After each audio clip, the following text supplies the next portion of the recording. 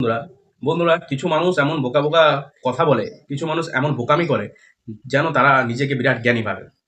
তো বন্ধুরা, ব্রাহ্মণ নাকি জাতপাত সৃষ্টি করেছে। বন্ধুরা, যদি ব্রাহ্মণ জাতপাত সৃষ্টি করেছে, তাহলে ব্রাহ্মণরা নিজেদের নিজেদের মধ্যে কেন লড়াই লেগে যাচ্ছে? কারো টাইটেল তো আলাদা, কারো টাইটেল তো এই সেই চক্রবর্তী ব্যানার্জি ভট্টাচার্য, এরকম কোনো অনেক টাইটেল আছে। তো ব্রাহ্মণরা নিজেদের মধ্যে কেন লড়াই লেগে যাচ্ছে? ব্রাহ্মণরা যদি জাতপাত বানায়, তাহলে ব্রাহ্মণদের কোনো গ্রন্থে কোনো জাতপাতের উল্লেখ নেই কেন? ব্রাহ্মণরা যদি জাতপাত বানায়, তাহলে আমাদের শাস্ত্রে কোনো জাতপাতের উল্লেখ নেই কেন? এইসব বামপন্থী বিচারধারা, যাতে মানুষকে টুকরো টুকরো করে রাখা যায় এবং মানুষকে যাতে একত্রিত না হতে দেওয়া যায়, মানুষকে যাতে একজোট না হতে দেওয়া যায়, তার জন্য এইসব বামপন্থীদের চক্রান্ত।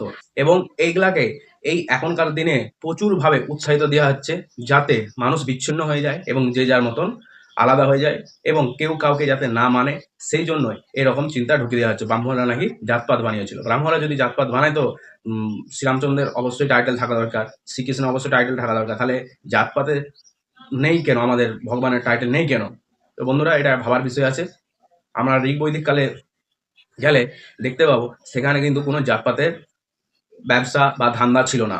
পরবর্তীকালে ইংরেজরা এসে এবং ইংরেজরা এই দেশে একজনকে এজেন্ট বানিয়েছিল, যাতে সমাজের মধ্যে বিভেদ সৃষ্টি করা যায় এবং সমাজকে যাতে টুকরো টুকরো করা যায়, যাতে আলাদা রাখা যায়। তো তার জন্যই জাতপাতের সৃষ্টি হয়েছিল, যাতে ডিভাইড অ্যান্ড রুল পলিসি যে ছিল ইংরেজের, তা ভালো করে ইমপ্লিমেন্টেশন করা যায় এবং ভারতবর্ষে দীর্ঘদিন ধরে শাসন করা যায়। সেই জন্যই জাতপাত সৃষ্টি করেছিল।